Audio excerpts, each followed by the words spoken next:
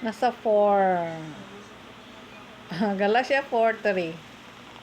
Gayon din naman nang hindi pa tayo nananalig kay Kristo, tayo'y nasa ilalim ng mga tuntunin ng sanlibutang ito. Amen. Yun, binigay sa akin. Dito sa nag-react kanina. Talagang nasa tuntunin pa tayo ng sanlibutan ito pag hindi pa natin tinanggap ang Panginoon. Kung hindi natin tinanggap talaga ang Panginoon, pag tinanggap natin, mabibayaan tayo dandahan hanggang sa mapatawad na talaga tayo ng husto. Dandahan yun at biyayaan niya tayo ng Espiritu.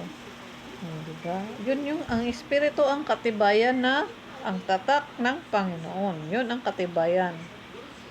Pag wala ka nun, ibig sabihin, hindi ka papasado sa Panginoon pala. Pero kailangan mag-ingat pa rin tayo kasi pag nasa Panginoon ka na, maraming tuksong darating sa iyo, marami pang ano. Pero solid ka na sa Panginoon talaga.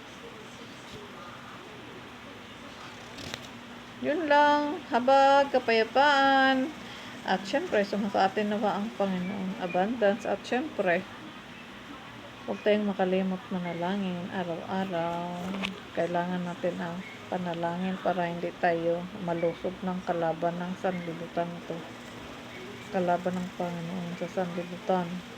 Para hindi tayo patuloy na maging alipin ng sanlibutan ito. Yun lang. Salamat po. God bless.